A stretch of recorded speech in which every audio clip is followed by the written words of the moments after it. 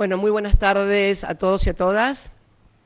Tal cual lo anunciamos oportunamente esta mañana, aquí estamos y tal cual también lo dijimos el 2 de diciembre del 2019, o sea, hace exactamente 3 años, la condena estaba escrita. No es que en aquella oportunidad fuéramos clarividentes ni adivinos, era algo mucho más sencillo. Si una causa en la cual un juez, el doctor Julián Ercolini, el inefable Julián Ercolini, se había declarado incompetente luego de una denuncia de diputados de la oposición por obras realizadas en la provincia de Santa Cruz y la enviara a Santa Cruz, y luego, 8, 9 años después y más también, cuando llega el gobierno de Mauricio Macri, la resucita como por arte de magia ante una denuncia de Iguacel, y las 51 o 49 obras que había mandado al sur porque era incompetente para investigar, las trae de nuevo, e inclusive después de que habían sido analizadas, juzgadas y sobreseídas como él había indicado en el sur, y sobreseídas, y las vuelve a traer pese a la cosa juzgada.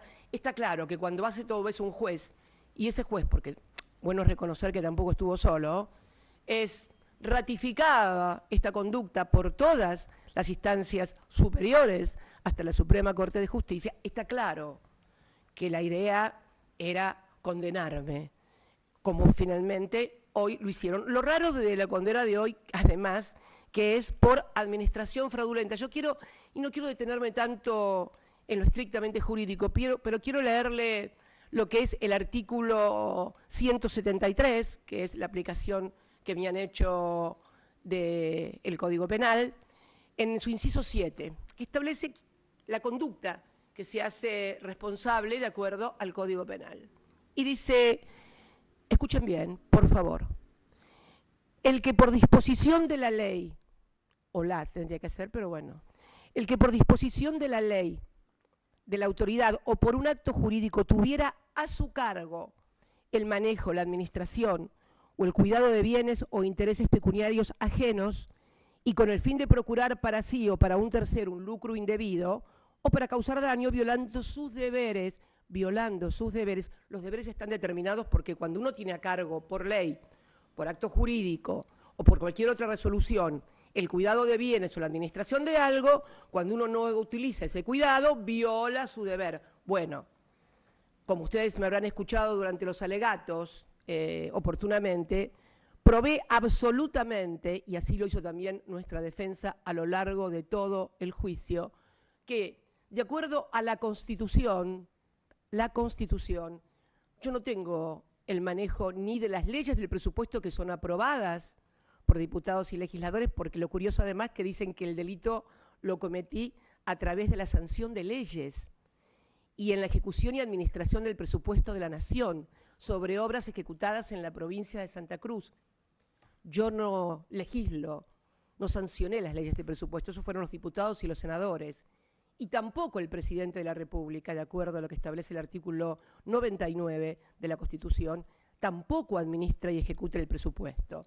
Quien ejecuta y administra el presupuesto, o sea, reitero, quien por disposición de la ley, de la autoridad o por un acto jurídico tuviera a su cargo el manejo, la administración o el cuidado de bienes o intereses pecuniarios ajenos, en este caso los recursos del presupuesto nacional, es responsable. El presidente de la Nación, en este caso la presidenta, no es responsable de la ejecución y administración del presupuesto, porque después de la reforma del año 94, quien tiene la responsabilidad, el deber jurídico, o sea, que puede ser demandado si incumple ese deber, de administrar y ejecutar el presupuesto de la Nación Argentina, es la figura del jefe de gabinete. Curiosamente, en este juicio, los jefes de gabinete solo declararon como testigos. Y esto no significa que quiera decir que ellos tienen responsabilidad alguna, porque a lo largo de todo el juicio también se probó que ninguna de las aseveraciones, de las mentiras que dijeron los fiscales Luciani y Mola en su alegato histriónico, eran ciertas, a punto tal que cuando les tocó replicar cada uno de los hechos, no de las opiniones, cada uno de los hechos, de los documentos, de las pericias, de los testimonios que se desarrollaron durante todo el juicio, no pudieron replicar nada. Es muy simple. Se pueden mentir sobre opiniones, pero cuando se demuestran los hechos que esto es mentira, no pudieron replicar absolutamente nada. Pero esta condena, compatriotas, no es una condena por las leyes de la Constitución, o por las leyes administrativas, o por el Código Penal. Esta es una condena que tiene su origen en un sistema que yo muy casi ingenuamente diría, en aquella vez el 2 de diciembre del 2019, hablé de lawfare. Ahora últimamente he también rescatado el concepto de partido judicial, tal vez por una suerte de deformación juvenil, muy lectora, muy de teorizar, muy de analizar. Y esto es mucho más simple. Esto no es ni lawfare, ni partido judicial. Esto es un Estado paralelo y mafia judicial. Y la confirmación de la existencia de un sistema paraestatal, de un sistema donde se decide sobre la vida, el patrimonio, la libertad del conjunto de los argentinos y que está por afuera de los resultados electorales, lo tuvimos precisamente este fin de semana.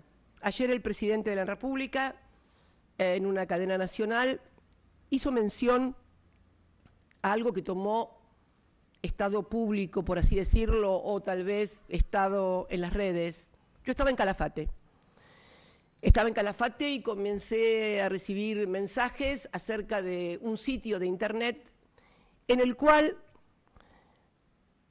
se publicaron los chats de un conjunto de personajes sobre un hecho que había tenido lugar el día 17 de octubre, qué sé yo, no sé, son esas casualidades de la vida, esa fecha tan histórica para nosotros. Bueno, esto era un viaje en un avión privado a la estancia de Joe Lewis en Lago Escondido. Es el ciudadano británico que tiene secuestrado el Lago Escondido para todos los compatriotas, pese a las leyes vigentes que hay en materia de posibilidades que los extranjeros tengan tenencia o sean propietarios de tierras en zonas limítrofes. Ya vamos a hablar también de eso porque tiene que ver con los protagonistas de los que viajaron y de lo que pasó. En ese viaje privado de un vuelo que partió, creo que de Aeroparque, no sé exactamente de dónde, 4 jueces viajaron allí. ¿Y por qué importa acá en esta causa? Ahora lo van a ver. Los 4 jueces fueron Juan Maíquez, que es un juez de casación, un magistrado de casación puesto a dedo por Mauricio Macri en la casación. Nunca concursó para ese cargo. Lo extrapolaron de la Casación Nacional y lo trasladaron y lo plantaron en la Casación Nacional. Juan Maíquez, recuerden el nombre. El otro era Julián Ercolini. Julián Ercolini es el juez que instruyó esta causa. Maíquez padre, es el padre también del fiscal Maíquez que instruyó también esta causa de vialidad. ¿Ven? Un juez en lo penal económico, Yadarola, juez federal también, y otro Casials. Si uno mira, es como que está todo el fuero federal. El fuero penal de Comodoro Pi, Ercolini, Yadarola, penal económico, Casials, contencioso administrativo. Faltaría la Cámara en lo civil y comercial, pero esa dicen que ni siquiera hace falta porque es una Cámara que normalmente se la conoce o la conocían en la jerga, me acuerdo, como la Cámara en lo comercial y Clarín. Bien. Además iban 2 funcionarios de Rodríguez Larreta, el jefe de gobierno de la Ciudad de Buenos Aires, que era su ministro de Seguridad, Marcelo D'Alessandro, a quien recuerdo muy bien porque fue Marcelo D'Alessandro el que colocó las vallas en mi casa cuando sucedieron los episodios después del atentado. Me vallaron la casa. Él fue el autor de eso. Además de ser el autor de eso, días posteriores al atentado contra mi vida, hizo acciones de inteligencia con la policía de la ciudad que sacaban fotos a toda la gente que entraba y salía y a la propia custodia del edificio de Juncal y Uruguay. Es también, claro, por sus características, el que controla la seguridad, o sea, vendedores ambulantes, etcétera, que van por toda la ciudad. Recuerdan, ¿no? La banda de los vendedores ambulantes que finalmente terminaron atentando contra mi vida. Y también lo acompañaba otro funcionario, el jefe de los fiscales, que es Juan Maíquez, hijo de el otro Maíquez, Carlos Maíquez, hermano del fiscal de la causa. La familia judicial en su máximo esplendor. Son así, si uno puede ver en los juzgados, recorre los juzgados, es el primo, el hermano, el tío, la sobrina, el nuero. Bueno, en el propio tribunal que me juzgó a mí, el camarista Hornos, que va a ser el que voy a tener que apelarle esta sentencia, el camarista Hornos, es el tío de la señora del presidente del tribunal que me condenó. O sea, la esposa del presidente del tribunal, el de Liverpool, el jugador del Liverpool. Bueno, la señora es la sobrina del camarista al cual yo tengo que ir a apelar. Y además, recordemos, por hacer un recordatorio de la memoria, juegan en Liverpool con el fiscal de la causa, con el inefable Luciani también, en donde, en la quinta de Macri. ¿Y qué otro jugador hay del Liverpool? Bueno, Llorens, Mariano Llorens, que está en la Cámara Federal, en la cual siempre falla, por supuesto, condenándonos. Esto es el sistema que hoy está funcionando bajo la pomposa denominación de poder y falsa denominación de poder judicial. Un partido judicial, una mafia, un Estado paralelo. Pero bueno, además iba un ex agente de la CIDE, nunca faltan, los servicios siempre están, y un empresario de medios digitales. Bien, en el avión iban esos, pero ¿quién pagaba el avión? Bueno, ahí está el tema. Quien pagaba el avión era el Grupo Clarín, Manieto, a través de sus dos personeros, Jorge Rendo, al que no hay político en la Argentina, ni juez que no conozca a Jorge Rendo, el operador oficial para todo terreno de Manieto y del Grupo Clarín. Y el sobrino de Manieto, Casey, Pablo Casey Manieto. En este vuelo, y bueno es decirlo, podemos recordar también que vamos a ver que estos jueces no solamente tienen que ver con esta causa, sino que tienen que ver con el sistema que domina hoy la Argentina como Estado paralelo. ¿Quién es Maíquez, además?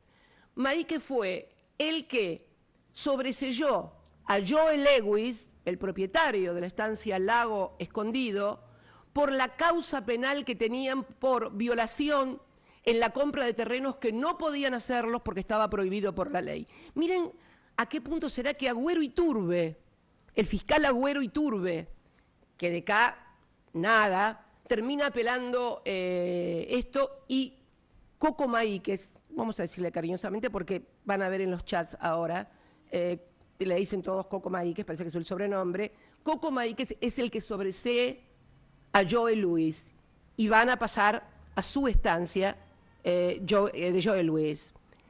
Ercolini fue el juez que, además de condenarme a mí y elevar el juicio oral, es el que sobreselló a Manieto y a Bartolomé Mitre en la causa de Papel Prensa. Esta empresa que fue tomada por el partido militar durante la dictadura, como lo define Lidia Papaleo en la mesa de torturas, y le fue entregada a este grupo económico, y luego de que el partido militar se la entregara, es convalidado por el partido judicial unos cuantos años más tarde. Creo que fue, no recuerdo, 2010, 2011 o más recientemente todavía. Casials, ¿quién es Casials? Casials es el juez contencioso administrativo del Fuero Federal que impide que el AFCA, acá vamos a hacer una breve referencia a la ley de medios, ¿se acuerdan que habíamos sancionado la ley de medios en las cuales había periodos para esperar y al cabo de su cumplimiento los grupos empresarios de medios que tenían más de las licencias que se permitían, o sea, si tenían un exceso de licencias de cable, de canales abiertos, de radios, tenían que desinvertir. No que les iban a sacar nada, no, simplemente no quedar en posición monopólica o dominante. Bueno, después de varias medidas cautelares que suspendió la aplicación de la ley, cuando finalmente la Corte termina fallando y dice que el artículo de desinversión es constitucional, el AFCA, que es el organismo estatal que establecía que podía, si no se cumplía con el plan de desinversión, hacer la desinversión de oficio, ante la presentación de Clarín del plan de desinversión, que no estaba de acuerdo con la ley, hace la desinversión y aplica la ley y hace una desinversión de oficio. ¿Qué hace Casials? Interrumpe esto. Casials favoreció al Grupo Clarín, viaja en el avión del Grupo Clarín y van todos juntos al Lago Escondido, casi como hacer una junta, ¿no? La junta del Lago Escondido, así como había juntas militares en una etapa muy terrible en nuestro país, hay juntas también que parece que gobiernan el país y deciden por afuera de todos los estamentos.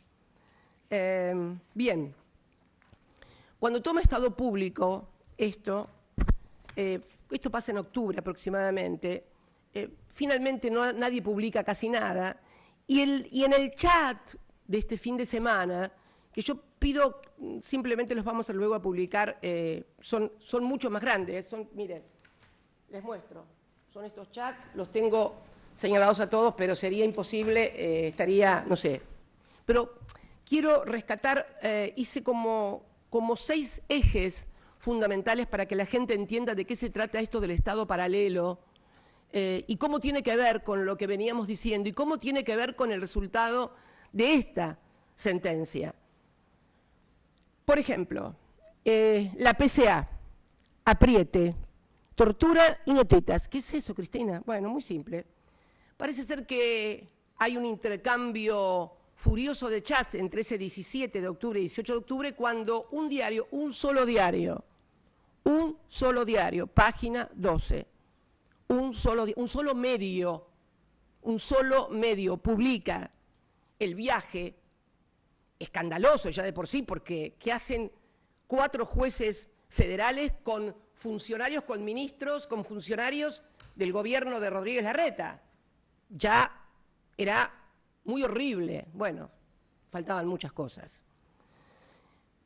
Juan Maíquez, esto es una lectura de chats, que los que van a ver ahí, Juan Maíquez, no sé, y comienza una locura contra la PCA, como que fue la PCA la que reveló la existencia del vuelo porque aparece una planilla de un aeropuerto.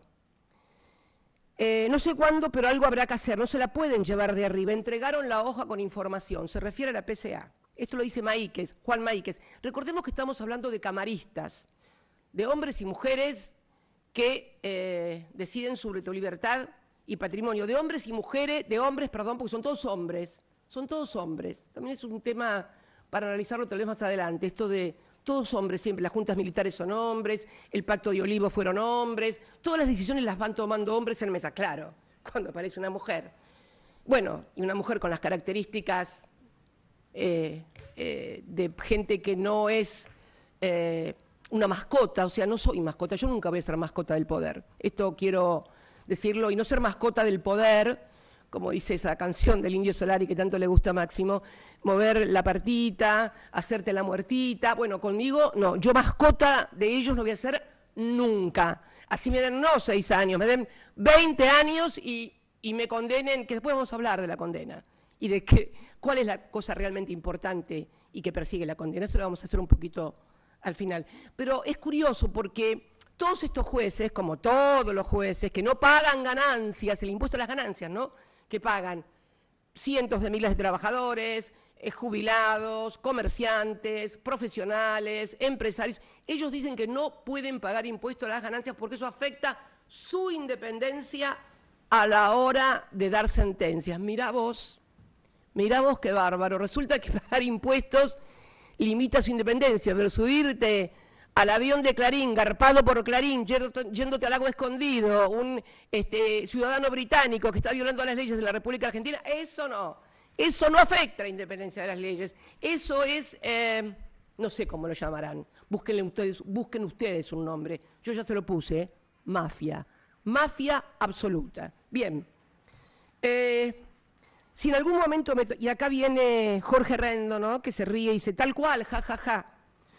Marcelo D'Alessandro, si en algún momento, esto es muy importante, el ministro de Seguridad de Rodríguez Larreta, el que dice que cuida la seguridad de todos los que viven y habitan o transitan por esta bendita ciudad de Buenos Aires, que dice, si en algún momento me tocara ser ministro de la Nación, lo primero que hago es disolver la PCA, que es la Policía de Seguridad Aeroportuaria, que fue creada durante nuestra gestión.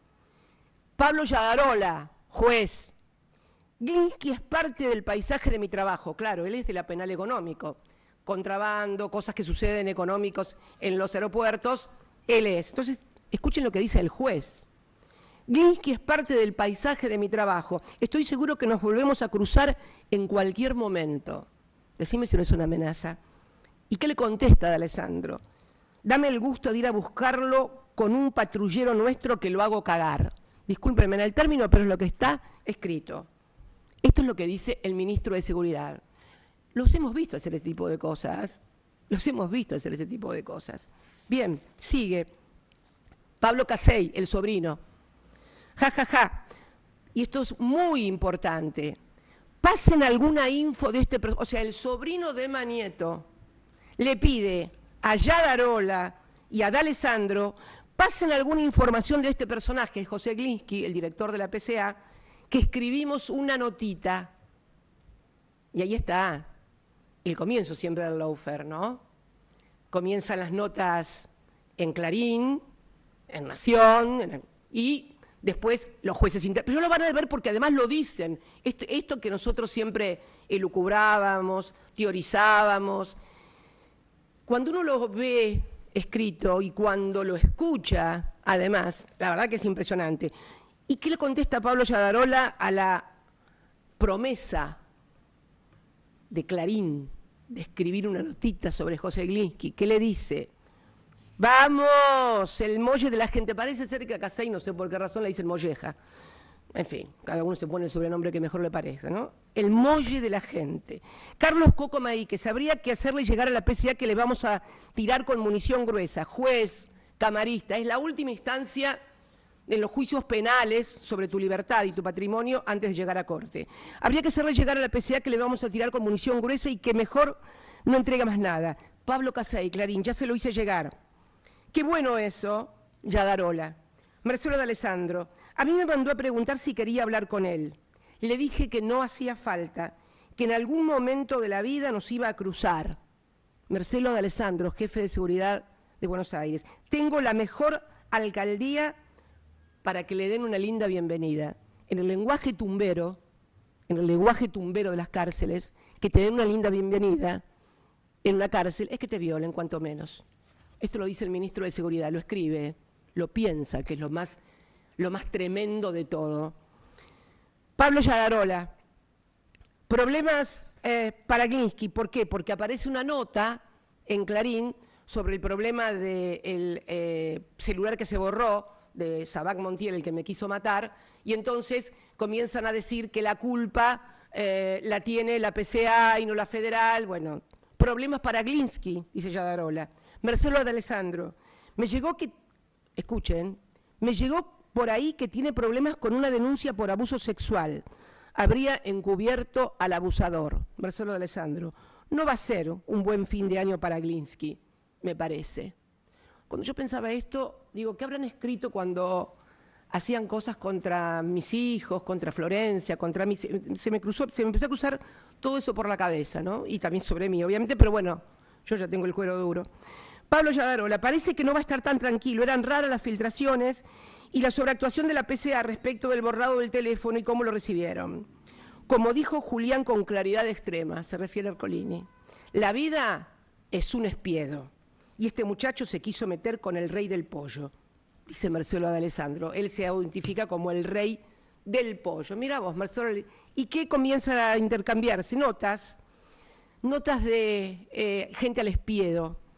Y la última, Julián Ercolini, pobre Glinsky, dice, y hay toda una serie que termina, celular de los copitos, causa, teléfono Glinsky, lista de viajeros, causas por espionaje. ¿Y saben con qué termina lo que hace el juez federal Julián Ercolini, refiriéndose a Glinsky, el jefe de la PCA? Un cajón. Hay un emoji, un dibujito de esos que hay, de un féretro, un cajón. O sea, José Glinsky, estás muerto. Pablo Yadarola, jajaja, Pollo Track y El Camino al Espiedo, gran película. Esto lo quise leer específicamente porque revela, entre otras cosas, hay otras cosas. Marcelo D'Alessandro en una parte dice, limpiemos un mapuche, jefe de seguridad de la Ciudad de Buenos Aires, limpiemos un mapuche. Y todos, o Juan, no, creo que no es ese, creo que es Juan Maíquez, perdón. Juan Maíquez, a quien hace poco tiempo una ONG de fiscales internacionales lo ha puesto de director o de presidente. Bueno, que vayan revisando, porque tienen un presidente que quiere limpiar pueblos originarios. Limpiemos un mapuche, y todos se ríen. Pero hay otro aspecto que es fundamental en el lawfare, que es el periodismo, ¿no? Siempre lo hemos dicho, para hacer estas cosas en los expedientes y para hacer estas condenas que no tienen ningún instrumento, ningún clivaje en la Constitución, ni en el Código Penal, ni en el propio Código Penal, ni en las leyes administrativas, ¿qué se necesita? Sí o sí, la complicidad de los medios. Necesariamente es una pata muy importante. Y yo quiero, en este chateo, ellos hablan mucho y comienzan a recibir llamadas de los periodistas. Y yo quiero rescatar dos conceptos que van a ver ahí en cámara: periodismo unificado y razonable. Y ahora vamos a explicar de qué se trata. No son palabras mías. Unificado es de Ercolini y razonable es de Coco Maíquez. Y ahora van a ver en el contexto en el que hablan de los periodistas, del periodismo y el rol voluntario o involuntario muchas veces que cumple el periodismo. Bien, Coco Maíquez. Estaría bueno instalar la idea de, ¿por qué? Porque los empiezan a llamar los periodistas, empiezan a recibir llamadas en sus teléfonos de distintos medios por el viaje. Cierto que viajaron todos juntos al Lago Escondido, jueces, ministros, nadie sabía, porque nunca se publicó lo de Rendo y Casey, eso estaba totalmente oculto. Lo que salió en los medios fue la presencia de los jueces y de los ministros y de los ex CIDE y el empresario de medios. Rendo y Casey, missing, no estaban. Estaría bueno instalar la idea de un espionaje con intervención de un organismo estatal de seguridad, y dale con la PCA otra vez, la PCA en los medios, y enfatizar el fake de la noticia, lo falso. Nos cargamos a la PCA, nos cargamos a la PCA. Carlos Coco Maíquez, trasplantado por Macri a la Casación Federal. ¿En serio que creen que podemos creer los argentinos y el mundo que este es un poder judicial en serio, el que está hoy en la República Argentina? Bien. Tomás Rein, que tienen todos. Julián Ercolini. ¿Alguien habló con Capielo? Me anda escribiendo. Capielo es Hernán Capielo, es un periodista de judiciales de La Nación. Marcelo D'Alessandro me acaba de escribir. Julián Ercolini, ¿hablás? ¿Le respondiste? Escuchen esto. Marcelo D'Alessandro, no, quería saber, no le respondí, dice D'Alessandro. Quería saber si Pablo Casey, o sea, si el sobrino de Manieto, o Jorge Rendo, habían hablado con los colegas de ese diario. O sea, Capielo le preguntaba a D'Alessandro si Rendo y Casey habían hablado con los periodistas de Clarín. Hablaron con los colegas y le dice Julián Ercolini, claro, para unificar. Ahí está el periodismo unificado. ¿Vieron que muchas veces parecen una copia las tapas de Clarín y de La Nación? Es eso. Acuerdan lo que van a poner. No te informan, no hacen periodismo. Hacen política y hacen política para estas cosas.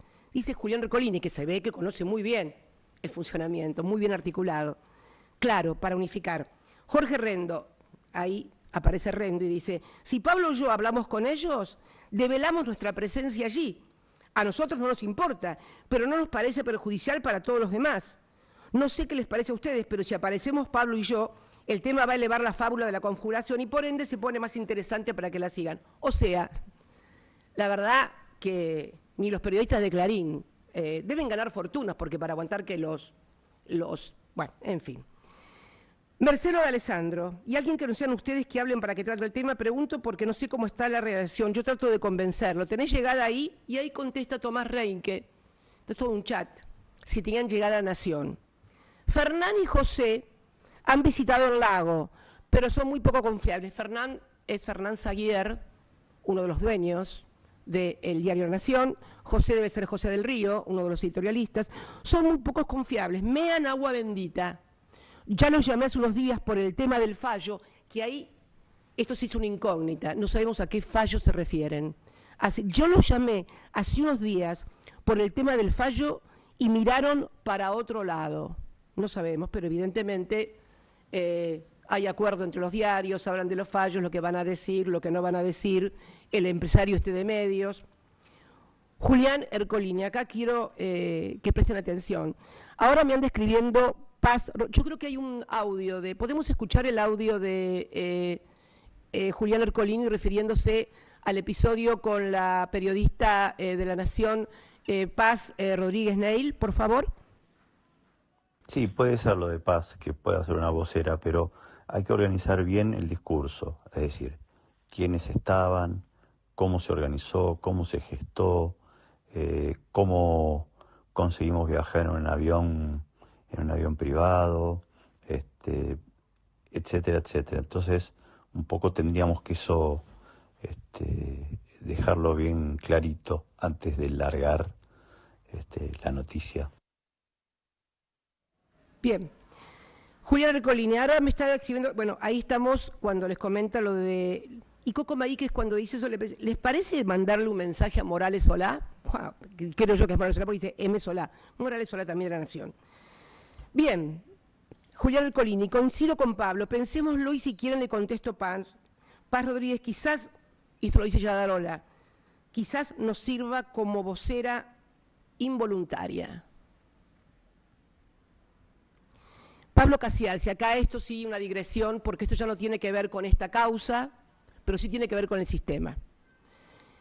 Le dice Pablo Casial, cuando están hablando sobre qué le dicen a Paz Rodríguez Neil de La Nación, porque no sabían qué hacer, si le decían, si no le decían, decirle a Paz, esto es textual como lo que he leído, decirle a Paz de parte mía que lo de Gils Carbó vino a pedírmelo su jefe, Julio, y no lo que escribió su amiguito en el libro La Raíz.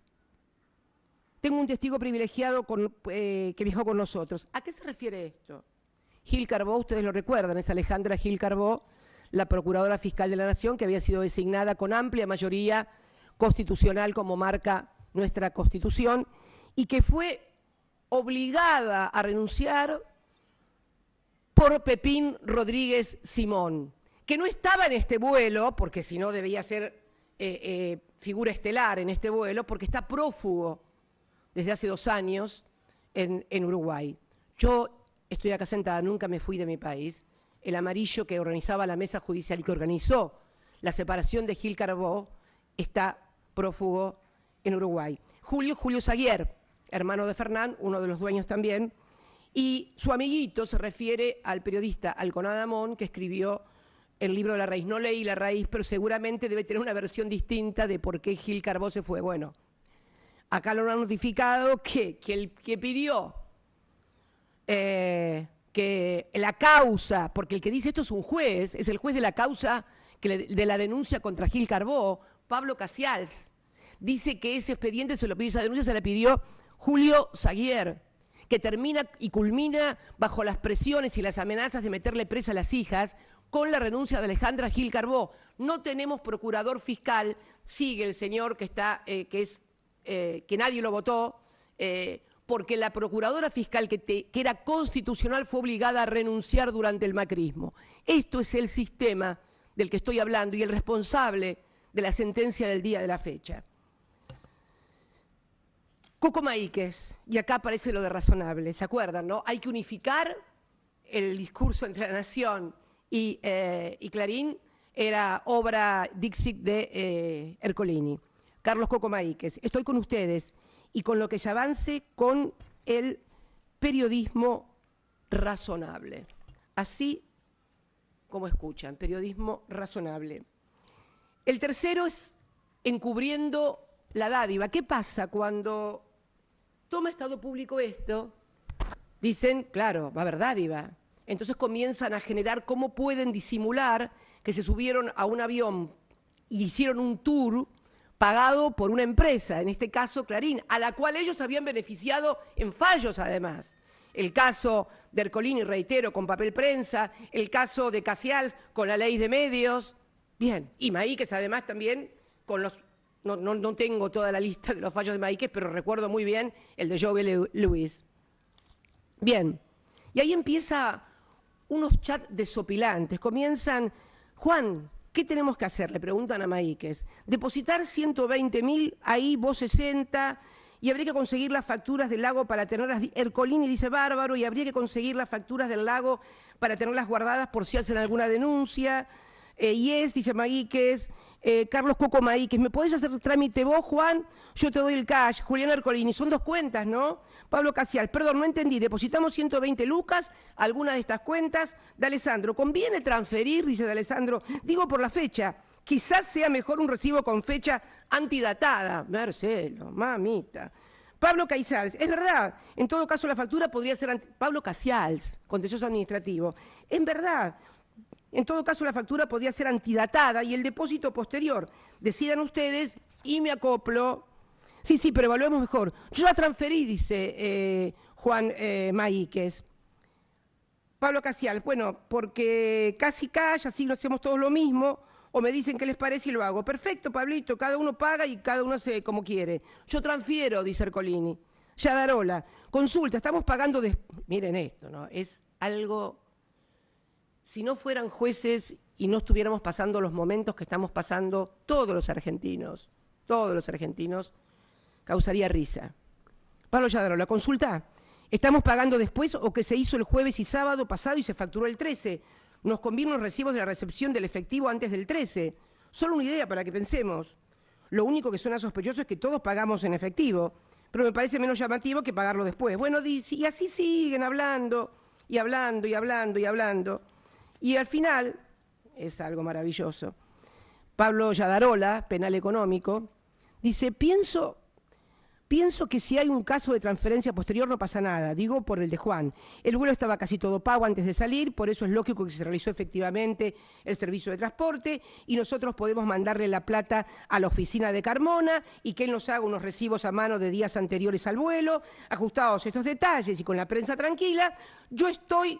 para volver a salir con Molle Tours a cualquier lado. Molle Tours es Casey Tours, el que garpa, Clarín. ¿Y qué le contesta Pablo Casials, contencioso administrativo? Ok, me parece perfecto. Hagamos caso a Pablo Yadarola, que es el experto. Claro, ¿cómo no va a ser el experto? Es el juez en lo penal económico que analiza las facturas truchas, que juzga si evadiste o no evadiste impuestos, si es falso los recibos que presentaste. Bueno, este es el que hace eso con la de él. Con la tuya te revienta seguramente, salvo también por ahí que alguna tarifa te exima de cualquier condena. Este es el país que hoy tenemos y este es el poder judicial que hoy tiene la República Argentina, tu país. Bien, el Consejo, porque yo escuchaba ayer al presidente cuando le dio instrucciones al representante del Poder Ejecutivo en el Consejo de la Magistratura para que haga las denuncias correspondientes contra estos funcionarios, contra estos jueces en el Consejo de la Magistratura, que es el órgano constitucional que juzga o debería juzgar, permítanme el potencial, la conducta de los jueces. Y ahí Carlos Coco Maíquez dice... Se viene una heavy en el Consejo, según me cuenta Barroetaveña. Quiero detenerme un poquito acá, en este personaje Barroetaveña. Barroetaveña es otro funcionario de la Casación, otro magistrado de la Casación, que tiene las causas de memorándum y la causa de los sauces Otesur, en la cual fui sobreseída en ambas por el tribunal oral que intervino en esas causas. Este es el funcionario que ahora tiene que opinar en memorándum y los sauces de Otesur. Barroetaveña, ¿recuerdan el nombre? es muy amigo de Coco, casi un teledirigido por Coco Maíquez. Se vio una heavy en el Consejo, según me cuenta Barrueta Benia. Todo vinculado, todo el entramado. Jorge Rendo, buen día, ¿qué pueden hacer? Jorge Rendo, Clarín, buen día, ¿qué pueden hacer? ¿Cuál sería la acusación? Yo creo que va a ser un poco de circo y quedar bien con sus mandantes. Carlos Coco Maíquez, sí, pero los objetivos vamos a ser Julián y yo. ¿Qué significa una heavy? Pablo Casay, son de cuarta. Cuando la hagan hay que analizar bien una denuncia penal contra la PCA o que escupa que fue Recalde, se refiere al senador Mariano Recalde, que escupa que fue Recalde el que apretó a la gente para que le den las planillas, se refiere a las planillas de vuelo. Pablo Yadarola, ¿cómo andan, muchachos? Aparece en el chat. Una idea para pensar. Si se abre ese escenario en el Consejo, o sea, la denuncia, ¿no convendría provocar una investigación que nos tenga como víctimas de espionaje ilegal? Cualquier semejanza con la actualidad no es casualidad, es planificación. Pablo Casey, eso es lo que decía Julián Ercolini. Hola, convendría hacer eso antes, o sea, la denuncia por espionaje ilegal. Esto es el Consejo. ¿Qué esperanza tenemos de que esto se trate en el Consejo? Bueno, después de la intervención del Supremo Rosati, que 16 años después declara inconstitucional una ley, resucita la que estaba vigente hace 16 años por esos milagros de la naturaleza jurídica que solamente suceden en la Argentina, resucitan leyes, se pone él como presidente. Antes se había votado o autovotado como presidente de la Corte, luego cuando consigue ser presidente de la Corte declara inconstitucional la ley y se pone en el Consejo como presidente del Consejo y después dice cómo tenemos que organizarnos los bloques en el Poder Legislativo, en el Senado y en la Cámara de Diputados. ¿Por qué? Porque como no le dieron las mayorías que tenían pensados, porque en la elección del Consejo de la Magistratura, por primera vez el peronismo tiene un representante legal, como es el doctor Recalde, padre, entonces hicieron las cuentas y decidieron que ya no se podía hacer esa conformación del Consejo y que no correspondía Doñate. O sea, lo que pueden dividirse en la Cámara de Diputados no se pueden dividir en la Cámara de Senadores. Esto es lo que está pasando en la República Argentina. Bien, sigamos, porque aparece la fiscal de Bariloche. ¿Quién es la fiscal de Bariloche? Bueno, no tengo el gusto de conocer a la fiscal de Bariloche, creo que está por acá el nombre, creo que aparece, luego lo diré. Pero la fiscal de Bariloche es porque se hace una denuncia penal. Alguien va y denuncia en un juzgado federal de Bariloche esta irregularidad del vuelo. Bien, ahora me gustaría que pongamos el audio, dos audios, el audio de Ercolini y el audio de Maíquez, por favor. Para mí, lo ideal sería que la mina pida, no que nos presentemos, porque si no nos terminamos presentando como si fuéramos unos imputados, que es una locura. Que la mina le pida a Flaysar simplemente si existió ese vuelo y eventualmente lista de pasajeros y constancias, y que manden facturas. Las constancias son las facturas, pero que no pida facturas, sino que pida constancias. Y más o menos lo mismo que pida a Lago Escondido. Con eso se descarta cualquier posibilidad de dádiva, y después es todo un blef y se cierra y chau. Me parece que lo mejor es que la cierre la mina de allá. El denunciante, o sea, no tiene ninguna legitimidad para ser querellante, con lo cual no va a poder ser querellante ni apelar. Después, obviamente, hay que hablar también con la jueza de allá para que tenga presente esta situación y chau. Me parece que es lo mejor. Bien. El de Juan Maíquez, por favor. Creo que era primero el de Juan Maíquez, me equivoqué. Muchachos, les cuento, la fiscal federal de Bariloche, bien, buena predisposición, ofreció mandar la causa a PI o, en su defecto, pedir o que aportemos nosotros o ella pedir a la empresa las facturas del vuelo y eventualmente del hospedaje, con los que salieron los denunciados, digamos, sin Jorge y sin Pablo, y en base a eso cerrarla. Si todos están de acuerdo, avanzo en alguna de estas opciones.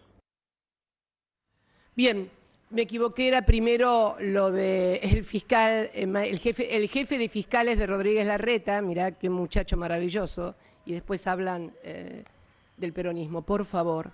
Y bueno, este es el muchacho que habla con la fiscal de Bariloche y luego es lo de Ercolini. Pero bueno, los dos están vinculados con la fiscal de Bariloche, que es la causa.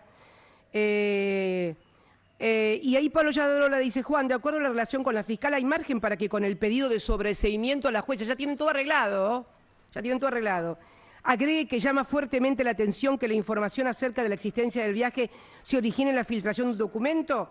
Digo, porque pueden extraer testimonio y de esta manera se declare la nulidad de todo. Es solo una idea. Carlos Maíquez, excelente análisis, Pablo, lo comparto in totum.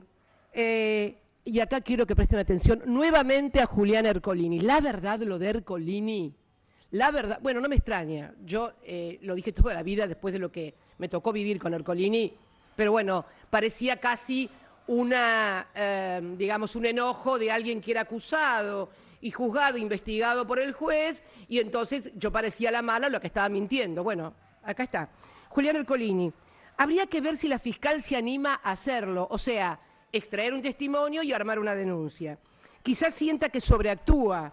Si fuera así estaría bárbaro, sino que al menos deslice como parte de los fundamentos que fue irregular la filtración de la fuerza que le dio origen. Y quizás ahí puede jugar la jueza, mandando testimonios a Cava. Y si no hacen eso, ¿qué dice? O eso habilita que se haga la denuncia con un anónimo por acá. Escucharon, ¿no? Julián Ercolini, juez federal de Comodoro Pi, o eso habilita que se haga la denuncia con un anónimo por acá. Esto puede ser, estaba mirando otra cámara. Sí. Pablo Yadarola, si están de acuerdo y si trata lo mismo, Nico se refiere a Nicolás, la mano derecha de Lewis, el que, no sé por qué le digo Lewis, el que administra el lugar donde fueron estos señores, Lago Escondido. Nico tendría que llevar las facturas, decir, escuchá esta, ¿no? Pablo Yadarola, el que te condena con las facturas truchas a vos, bueno, si están de acuerdo y se tratase de lo mismo, Nico tendría que llevar las facturas, decir que ellos prestan servicios turísticos en general para terceros, que nos alojamos en casas secundarias preparadas para tal efecto, así desterramos la idea de que dormimos en la cama de Lewis y que nos dieron servicios. Así tienen un motivo o explicación del viaje. Carlos Coco Maíz dice, sigo insistiendo en planificar y dejar expedita la contraofensiva por el espionaje ilegal. Ni olvido ni perdón. Qué basura, Dios mío. Ni olvido ni perdón, remarcando la lucha de los organismos de derechos humanos. Qué basura, por Dios mío. Pablo Yadarola. Muchachos, recién aterrizado, qué bueno. Con esto, de acuerdo con todo, le dice Yadarola, con esto la causa se cierra y sin que nadie pueda decir que no se investigó. Y esa resolución nos sirve para el Consejo y para la contraofensiva cuando sea el momento adecuado. Con el sobreseimiento firme, se refiere al del juzgado de Bariloche, jueza y fiscal apalabradas, con el sobreseimiento firme nos vamos a dar la vuelta al mundo con Casey Tour. Bien. Lo último, podría seguir, pero no quiero... Instigación al falso testimonio por Pablo Casey, el sobrino de Manieto, el hombre de Clarín. Va a ir a declarar Nicolás al juzgado de Bariloche, junto a la jueza y la fiscal, y entonces dice, hola Huemules. Huemules, el grupo se llamaba Huemules, no sabíamos por qué, porque es un bichito muy agradable, un animalito muy agradable y en peligro de extinción. Estos no están en peligro de extinción, no, estos se multiplican y los que están en peligro de extinción es la gente de buena fe y fundamentalmente los jueces que sean jueces de acuerdo a la Constitución. Esa es la especie que está en extinción, la de jueces con la Constitución.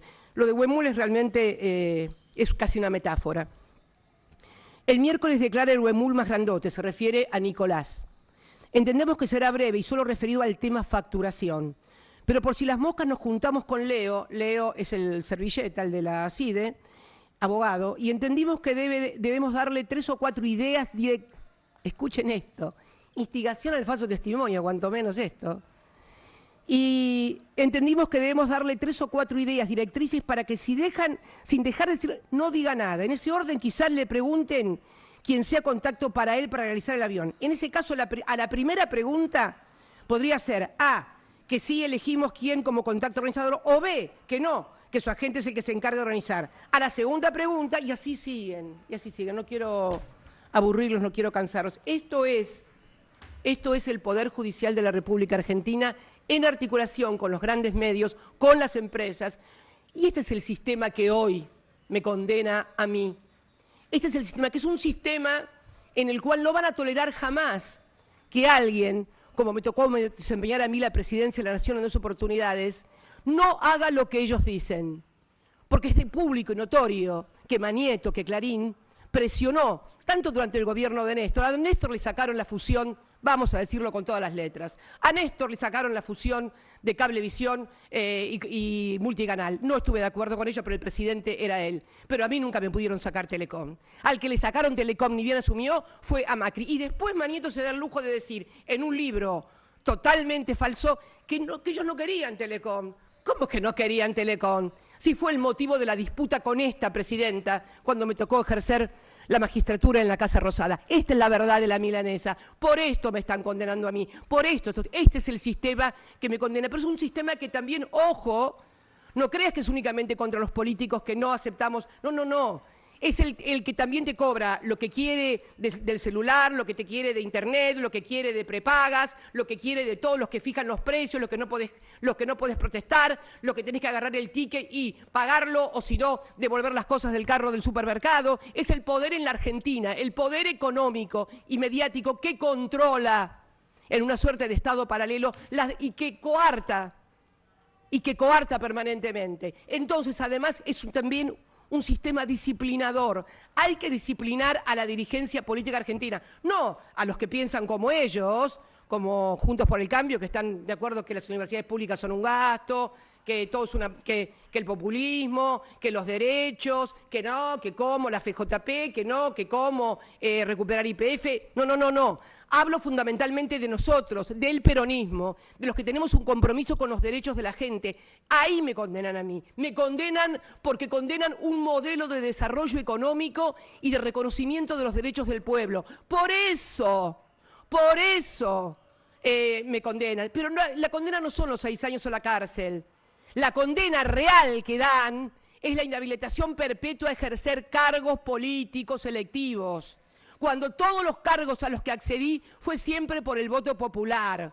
4 gobiernos en nombre del peronismo ganamos con el apellido Kirchner. En el 2003, en el 2007, en el 2011, y también contribuye a la victoria que obtuvimos en el 2019, cuando nadie daba 2 pesos por el peronismo. Esto es lo que me están cobrando, y por esto me inhabilitan. Esta es la verdad de la milanesa. Que la cuenten como quieran. Me gustaría ver después los fundamentos de esta sentencia, pero esta es la verdad. Por esto me están condenando. ¿Y saben qué? Voy a hacer lo mismo que hice el 10 de diciembre del 2015. Me acuerdo cuando Daniel Scioli me vino a proponer que fuera candidata a diputada nacional para darle fuerza a la lista, para acompañar. No. No voy a someter a la fuerza política que me dio el honor de ser 2 veces presidenta y una vicepresidenta a que la maltraten en periodo electoral con una candidata condenada, con inhabilitación perpetua, con administración fraudulenta por el Estado, a mi administración fraudulenta por el Estado, y a estos, los amarillos, que nos dejaron 45.000 millones de dólares con el Fondo Monetario Internacional, se pasean orondos en los aviones de Clarín. Bueno, no voy a ser candidata. Es más, una muy buena noticia para usted, Manieto. ¿Sabe por qué? Porque el 10 de diciembre del 2023... no voy a tener fuero, no voy a ser vicepresidenta, así que le va a poder dar la orden a sus esbirros de la Casación y de la Corte Suprema que me metan presa. Sí, pero mascota de usted, nunca, jamás, ¿entiende? Nunca, jamás. No voy a ser candidata a nada, ni a presidenta, ni a senador. Mi nombre no va a estar en ninguna boleta. Termino el 10 de diciembre y me vuelvo como me volví el 10 de diciembre del 2015 a mi casa, a la misma casa de donde salí un 25 de mayo del 2003 para acompañar a quien fuera mi compañero. Discúlpenme un poco la emoción, bueno, se me mueven muchos recuerdos y cuando se me mueven esos recuerdos, bueno, me emociono mucho. Bueno, nada, esto es para explicar qué sistema está funcionando en la Argentina. Y la verdad que terminar con la ingenuidad teorizante del lawfare y del partido, no, mafia y Estado paralelo. Eso es lo que está pasando en la Argentina y eso es lo que hoy me condenó a 6 años de cárcel y a inhabilitación perpetua. Esta es la verdadera condena. Esto es lo que querían, la inhabilitación perpetua. Me va a poder meter presa después del 10 de diciembre. Eso sí, siempre y cuando algún empresario, algunos caputos de la vida, no se les ocurra financiar a algunas otras bandas de marginales y antes del 10 de diciembre del 2023 me peguen un tiro. Que eso es lo que usted quiere, presa o muerta. Pero bueno, nada, muchísimas gracias y tengan todos muy buenas tardes y discúlpenme un poco la vehemencia, pero la verdad hay cosas que todavía me siguen indignando. El día que no me indignan más será porque entonces ya dejé de hacer política. Muchas gracias y buenas tardes a todos y a todas.